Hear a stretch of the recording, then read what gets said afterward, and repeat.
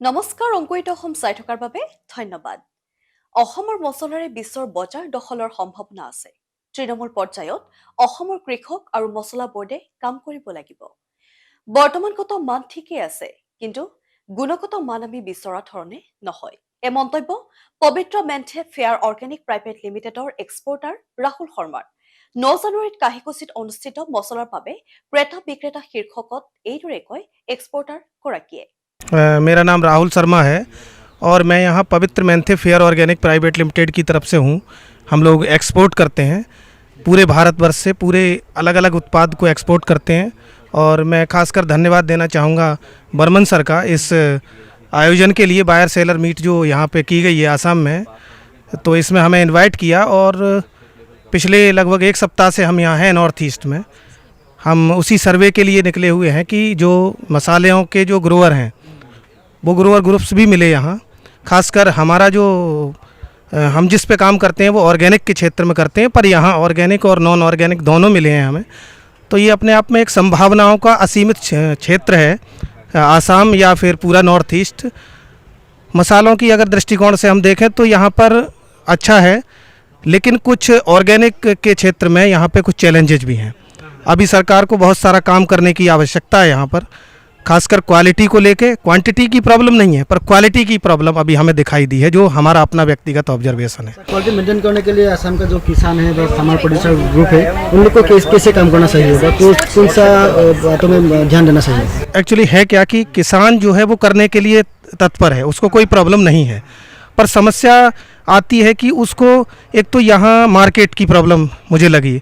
और मैं अपने दृष्टिकोण से देखूं कि मैं मार्केट हूँ, मैं एक्सपोर्टर हूँ, तो मुझे जो लगी प्रॉब्लम वो ये है कि मुझे क्वालिटी की प्रॉब्लम लगी।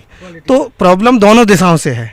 मार्केट इसलिए यहाँ नहीं है क्योंकि क्वालिटी नहीं है, और क्वालिटी इसलिए नहीं है क्योंकि क्वालिटी पे अभी काम नहीं किया गया या उसके लिए मार्केट नहीं है। तो सही गाइडलाइन की ज़रूरत है, खासकर मैंने जो ऑब्जर्व किया, चाहे वो सरकार की तरफ से हो या हम जैसे सपोर्टर्स की तरफ से हो। सर, मुझे एक बात पूछना है, असम का ज़्यादा किसानों को वो बात पता नहीं है। जो एक्सपोर्ट करने के लिए जो प्रोडक्ट है उसको मतलब कुछ क्राइटेरिया चाहिए ना, वो एक्सपोर्ट करने के लिए क्राइटेरिया चाहिए, उसका बारे में असम का किसान को पता नहीं है कि कैसा क्राइटेरिया है, उसके बारे में थोड़ा कुछ बोलिए। हाँ, बिल्कुल सही कहा आपने कि खासकर अवेयरनेस की जो कमी है, कि उसको अभी एक दिशा नहीं दिखाई गई है कि आपका जो प्रोड्यूस है, नॉर्थ ईस्ट का जो प्रोड्यूस है, आसाम का जो उत्पाद है, उसको इंटरनेशनल मार्केट में कैसे रिप्रेजेंट किया जाए, इस दिशा में काम करने की आवश्यकता है। खासकर वो दिशा तब निर्धारित होगी जब एक क्वालिटी निखर के आएगी, और क्वालिटी तब आएगी जब हम लोग उस पर काम करेंगे, उनकी ग्रोअर ग्रुप्स की या फार्मर्स की समस्याओं को समझेंगे और उनकी हेल्प और सपोर्ट करेंगे, तब ये चीज़ निश्चित रूप से निकल के आ सकती है। बहुत ज़्यादा बड़ा चैलेंज नहीं है। ऐसा असम का जो रॉ मटेरियल है, जो चीज़ है, लोकल चीज़ है, वो मतलब जो इंटरनेशनल मार्केट के लिए कुछ संभावना है, उधर का जो चीज़ है वो दखल कर सकता है?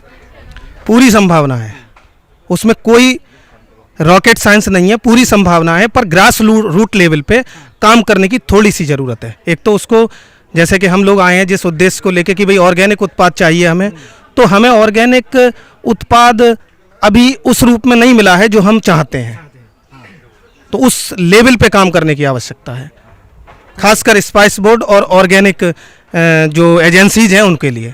तो हम निश्चित रूप से इस उत्पाद को, नॉर्थ ईस्ट के सारे उत्पाद को, मैं तो कहता हूँ यहाँ की एक एक चीज़ सोना है, और उस सोने को हम इंटरनेशनल मार्केट में रख सकते हैं, जिसके लिए हम कभी जाने भी जाते थे।